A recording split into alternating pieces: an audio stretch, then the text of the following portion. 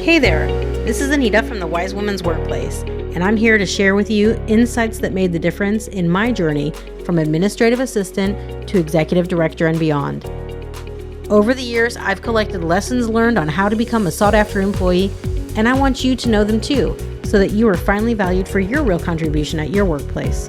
So, let's get started.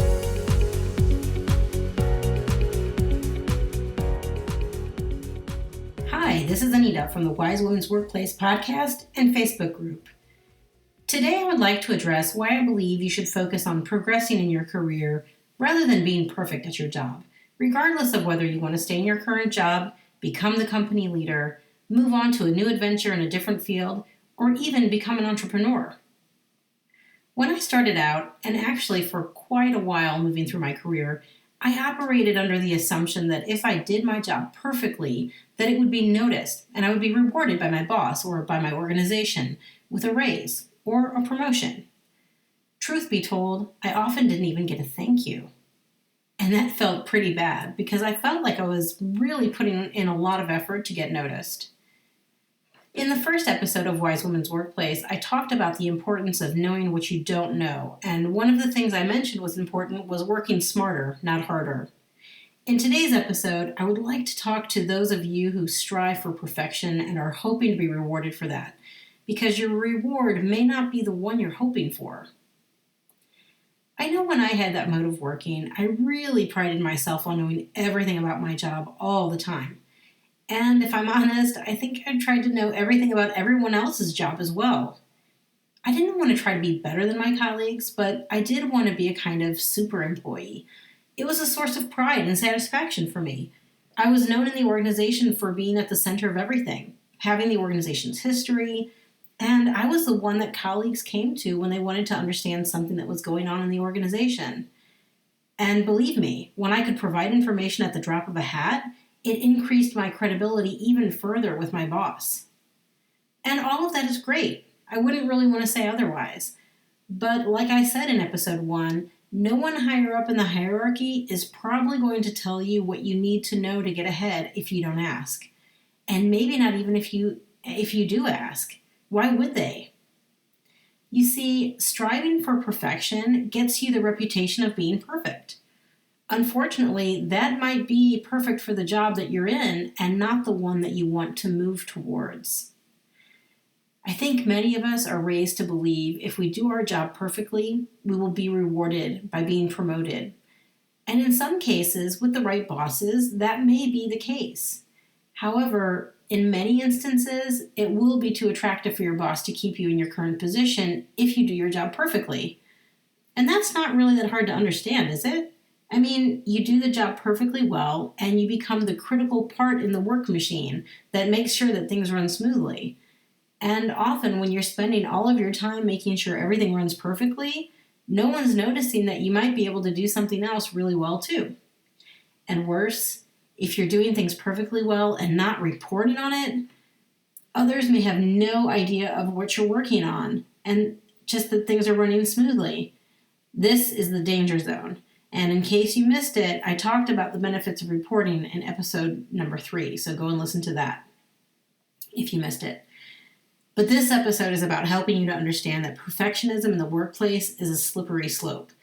If you're a perfectionist, you might recognize yourself in that need to make sure that every single piece of work that you produce is perfect. And I don't want to tell you that you shouldn't strive for providing for the best work possible, but I do want to tell you that making perfect output your top priority may keep you from moving forward. It may actually get you to be stuck in the same position, hoping to get noticed, and waiting for a big break that's long in coming, and may not even come up at all. And this is really disappointing and frustrating in the short term, and in the long term, it may really impact the trajectory of your career. When I realized this was happening to me, I tried to be conscious of setting time limits to how long I would give myself to work on something, and started paying close attention to how my boss and superiors were reacting to my work. And honestly, I noticed that whatever I gave him, well, especially my boss, whether it was something that I had worked a really long time to just get it just right, or whether it was something I looked at more like a good, solid, thought-through draft for discussion, my boss reacted pretty much the same way. And I realized that what I was doing when I was trying to be perfect was that I was taking longer to make quite limited improvements. And these were often stylistic or downright personal preferences, and not making a significant impact on the quality of the piece.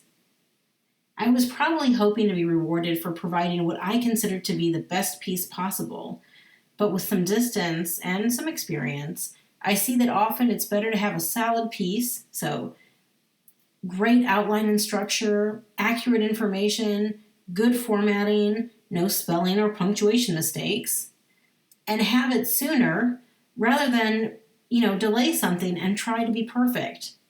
And once I realized this and saw that there were no negative consequences, I could relax a little bit. I didn't have to work like a maniac to try to get the perfect output in a really limited time, and my boss was happy about a shorter turnaround time. And I actually had some mental energy left over to be able to focus on other things in my job, like career advancement and self-development opportunities. So please, if you are a perfectionist or have perfectionist tendencies, please take a moment to stop and consider where your perfectionism is getting you, because it may be getting you stuck in your current position. Now, I know it can be difficult to hear this kind of information because you're probably great at what you do, and you're just working really hard to do your best, and it can be upsetting to understand that what you were doing to get yourself noticed was perhaps actually what was getting you overlooked. But the good news is that once you realize behaviors that aren't advancing you, you can focus on behaviors that will allow you to advance. So, here's what I'd like to leave you with. Take a look at how you're working and decide if you're focusing too much on the little details and not enough on the big picture. And then decide what you want to do about it. If you're happy in the position which you're in and like how things are going, no problem. But if you feel like you have gone too far with perfectionism, take a step back and start to correct course to get yourself back on the progress track.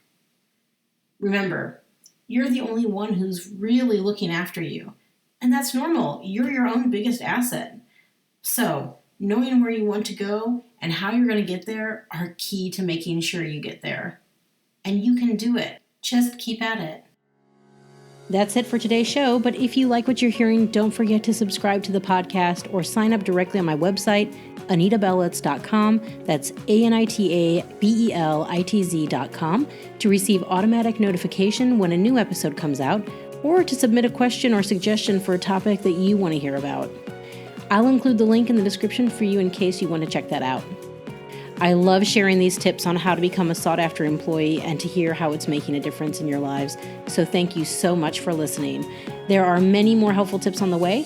Until next time, take care of yourself and be wise.